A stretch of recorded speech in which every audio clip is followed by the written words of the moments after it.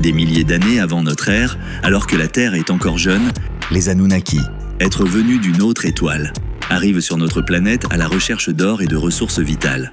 Ils créent une espèce hybride, les humains destinés à les servir dans les mines et à entretenir leur construction sacrée. En échange, ils offrent un savoir avancé, mathématiques, astronomie, géométrie sacrée, métaphysique, art sonique. Les humains, curieux et observateurs, commencent à assimiler ces savoirs.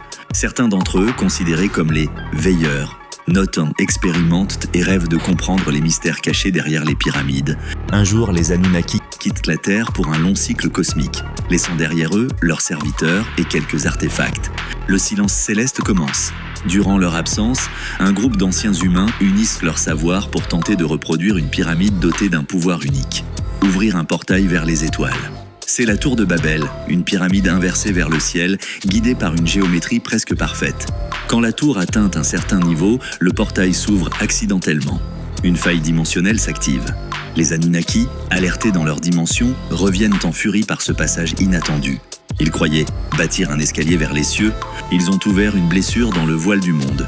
La lumière du portail scintille encore dans le ciel, suspendue au sommet de la tour. C'est un disque parfait, vibrant, bleu électrique, autour duquel gravitent des arcs d'énergie, comme des anneaux d'un œil cosmique. Les veilleurs, les bâtisseurs, les maîtres du nombre d'or sont rassemblés autour du monument, dans un silence sacré. Ils ne parlent pas, ils savent. Ils l'ont fait. Leur pyramide a chanté et le ciel a répondu. Mais quelque chose est étrange. Le portail ne se referme pas. Au contraire, il pulse, il grandit. Des lignes noires apparaissent autour, comme des fissures dans la trame du ciel. Puis, le silence se brise.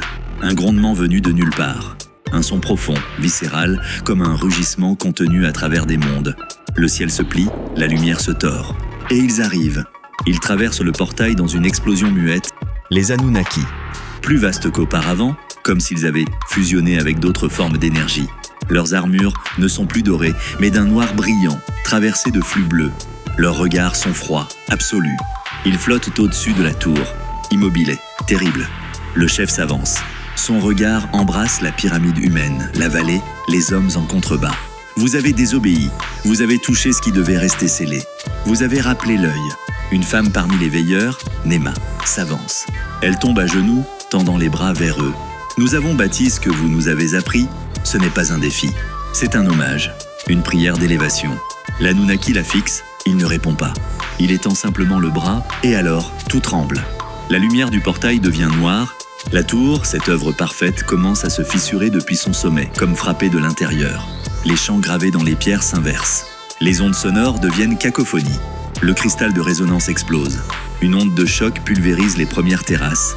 Des hommes hurlent, les pierres volent. Le chant sacré devient un cri de mort. La tour de Babel s'effondre, en spirale, en feu, en éclats. Un nuage de poussière gigantesque recouvre la vallée. Le ciel redevient muet. Le portail se referme dans un bruissement d'étoiles étouffées. Quand le silence revient, les Anunnaki sont déjà partis.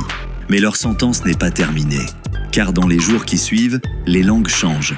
Les anciens veilleurs ne peuvent plus se comprendre entre eux. Les symboles se mélangent. Les mots deviennent étrangers. Les sons familiers perdent leur sens. La connaissance se fracture. Ce qui était un savoir unifié entre science, géométrie, musique et esprit devient un puzzle éclaté, dispersé entre des peuples désormais divisés. La métaphysique devient hérésie. L'harmonie devient superstition. Les anciens bâtisseurs deviennent des fous, des sorciers, des légendes. Et l'humanité, noyée dans l'oubli. Nous espérons sincèrement que cette vidéo vous a plu. De nombreuses autres sont à venir. N'hésitez pas à aimer, partager et vous abonner à nos différentes pages pour rester informé et ne rien manquer de notre contenu à venir.